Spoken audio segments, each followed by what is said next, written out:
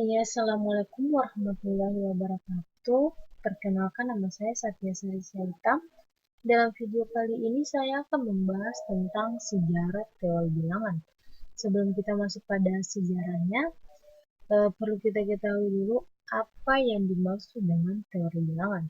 Untuk itu kita masuk saja pada pengertian teori bilangan. Di sini teori bilangan adalah cabang dari matematika murni yang mempelajari sifat-sifat bilangan bulan dan mengandung berbagai masalah terbuka yang dapat mudah dimengerti sekalipun bukan oleh ahli matematika. Di sini mempelajari sifat-sifat bilangan bulan. Contoh sifat-sifat bilangan bulat yaitu yang pertama sifat komutatif, sifat asosiatif, dan sifat distributif. Selanjutnya untuk sejarah teori bilangan ini terbagi menjadi beberapa, yaitu teori bilangan pada suku Babilonia, pada suku bangsa Mesir kuno, pada suku bangsa India, dan yang terakhir pada masa sejarah Masehi. Kita masuk pada suku Babilonia. Di sini matematika Babilonia merujuk pada matematika yang dikembangkan oleh bangsa Mesopotamia, yang kini disebut sebagai Irak, sejak permulaan Sumeria hingga permulaan peradaban Helenistik.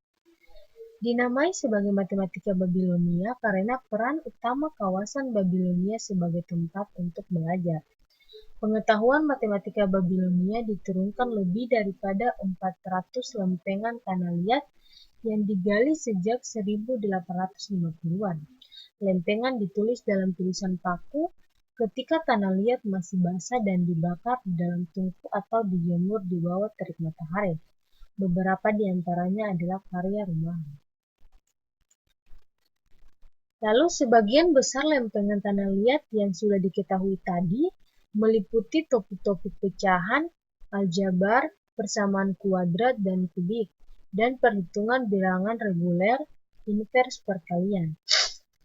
Matematika Babilonia ditulis menggunakan sistem bilangan heksadesimal atau basis 60. Dari sinilah diturunkannya penggunaan bilangan 60 detik untuk semenit, 60 menit untuk 1 jam, dan 360 atau 60 dikali dengan 6 derajat untuk satu putaran lingkaran, dan juga penggunaan detik dan menit pada busur lingkaran yang melambangkan pecahan derajat. Maka dari teori bilangan pada suku Babilonia ini, maka sampai sekarang kita masih menggunakan 60 menit, 1 menit merupakan 60 detik, dan 1 jam sama saja dengan 60 menit.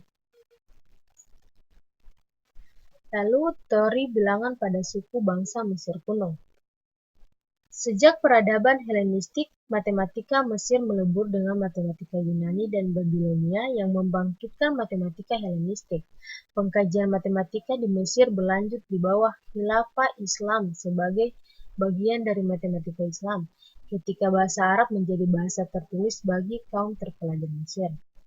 Lalu tulisan matematika Mesir yang paling panjang adalah lembaran Rim atau kadang-kadang disebut juga lembaran Ahmes berdasarkan penulisannya. Diperkirakan berasal dari tahun 1650 sebelum Masehi.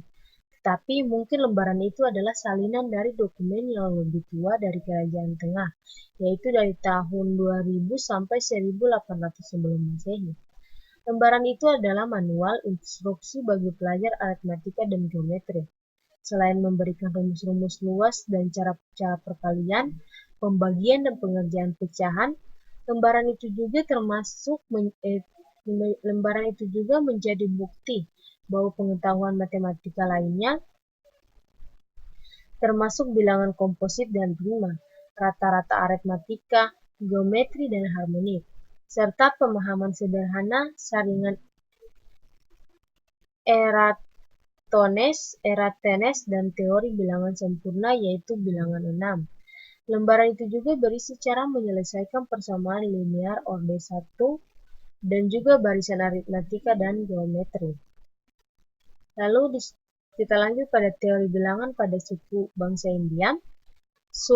Sulbasutras kira-kira 800 Masehi sampai 500 sebelum Masehi merupakan tulisan-tulisan geometri yang menggunakan bilangan irasional, bilangan prima, aturan 3 dan akar kubik, menghitung akar kuadrat dari 2 sampai sebagian dari 100 ribuan, memberikan metode konstruksi lingkaran yang luasnya menghampiri persegi yang diberikan, menyelesaikan persamaan linear dan kuadrat, mengembangkan triple Pythagoras secara aljabar, dan memberikan pernyataan dan bentuk numerik untuk teorema Pythagoras.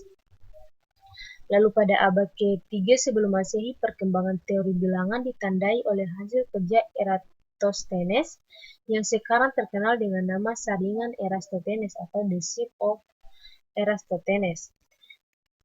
Pingala atau kira-kira pada abad ke-3 sampai abad pertama sebelum Masehi di dalam risalah prosodinya menggunakan alat yang bersesuaian dengan sistem bilangan biner. Pembahasannya tentang kombinatorika bersesuaian dengan versi dari teorema binomial. Karya Pingala juga berisi gagasan dasar tentang bilangan Fibonacci. Lalu pada awal dari algoritma dikerjakan oleh Euclid pada sekitar abad 4 sebelum Masehi. Euclid mengembangkan konsep dasar geometri dan teori bilangan. Lalu kira-kira abad ke-5 sebelum Masehi merumuskan aturan-aturan tata bahasa Sanskerta menggunakan notasi yang sama dengan notasi matematika modern dan menggunakan aturan-aturan meta, transformasi, dan rekursi. Pada sekitar abad ke-6 sebelum Masehi, kelompok Pythagoras mengembangkan sifat-sifat lengkap. Yang pertama, bilangan bersekawan, bilangan prima, bilangan segitiga, bilangan bujur sangkar, bilangan segi lima, dan bilangan-bilangan segi banyak. Salah satu sifat bilangan segitiga yang terkenal sampai sekarang disebut dengan triple Pythagoras, yaitu A dikali A ditambah B kali B sama dengan C dikali dengan C. Selanjut pada teori bilangan pada masa sejarah Masehi, awal kebangkitan teori modern dipelopori oleh beberapa tokoh, yaitu yang pertama Pierre de Fermat pada tahun 1601 sampai 1665, Leonhard Euler pada tahun 1707 sampai 1783, J.L. Lagrange pada tahun 1736 sampai 1813, lalu A.M. Legendre pada tahun 1752 sampai 1833, Dirichlet pada tahun 1805 sampai 1859, Dedekind pada tahun 1831 sampai 1916, Riemann pada tahun 1826 sampai 1866, Giuseppe Peano pada tahun 1858 sampai 1932, Poisson pada tahun 1866 sampai 1962, dan Hadamard pada tahun 1865 sampai 1963. Selain pelopor-pelopor ini, ada juga pelopor yang disebut sebagai seorang pengarang matematika, yakni Gauss, yang begitu terpesona terhadap keindahan dan kecantikan teori bilangan, dan untuk melukiskannya ia menyebut teori bilangan sebagai the Queen of Mathematics. Pada masa ini, teori bilangan tidak hanya berkembang sebatas konsep, tapi juga banyak diaplikasikan dalam berbagai ilmu pengetahuan dan teknologi. Hal ini dapat dilihat pada pemanfaatan konsep bilangan dalam metode kode baris, kriptografi komputer, dan lain sebagainya. Lalu di sini tokoh-tokoh teori bilangan. Saya ambil beberapa saja, yaitu yang pertama Pythagoras adalah seorang matematikawan dan filsuf Yunani yang paling dikenal melalui teoremanya. Dikenal sebagai bapak bilangan. Dia memberikan sumbangan yang penting terhadap filsafat dan ajaran keagamaan pada akhir ke-6 sebelum Masehi. Salah satu peninggalan Pythagoras yang terkenal adalah teorema Pythagoras. Yang kedua, Jamshid Al-Qasi terlahir pada 1380 di Kashan sebagai sebuah padang pasir di sebelah utara wilayah Iran Tengah. Selama hidupnya, Al-Qasi telah menyumbangkan dan mewariskan sederet penemuan penting bagi astronomi dan matematika. Pecahan desimal yang digunakan oleh orang-orang Cina pada zaman kuno selama berabad-abad sebenarnya merupakan pecahan desimal yang diciptakan oleh Al-Qasi. Dan yang terakhir, Pierre de Fermat pernah menulis catatan kecil sejak tahun 1603, manakala ia pertama kali mempelajari aritmatika karya Diokantus. Pada kenyataannya, karya matematika yang ditinggalkan oleh Fermat satu buah pembuktian. Fermat membuktikan bahwa luas daerah segitiga siku-siku dengan sisi bilangan bulat tidak pernah merupakan bilangan kuadrat.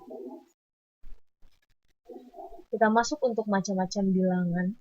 Di sini ada bilangan bulat. Bilangan bulat ini merupakan bilangan yang terdiri atas bilangan positif, bilangan 0, dan bilangan negatif. Misalnya, negatif 2, negatif 1, 0, 1, 2, dan seterusnya. Lalu bilangan asli ini adalah bilangan bulat positif yang diawali dari angka 1 sampai tak terhingga, misalnya 1, 2, 3, sampai seterusnya. Selanjutnya bilangan caca. Bilangan caca adalah bilangan bulat positif yang diawali dari angka 0 sampai tak terhingga, misalnya 0, 1, 2, 3, dan seterusnya. Selanjut bilangan prima. Bilangan prima adalah bilangan yang tepat mempunyai dua faktor, yaitu bilangan 1 dan bilangan itu sendiri, misalnya 2, 3, 5, 7, 11, 13, dan seterusnya. Lanjut, bilangan komposit. Bilangan komposit adalah bilangan yang bukan 0, bukan 1, dan bukan bilangan prima. Misalnya, 4, 6, 8, 9, 10, dan seterusnya. Lalu bilangan rasional. Bilangan rasional adalah bilangan yang dinyatakan sebagai suatu pembagian antara dua bilangan. Bilangan rasional ini biasanya berbentuk A per B, misalnya 1/2 atau 1/3.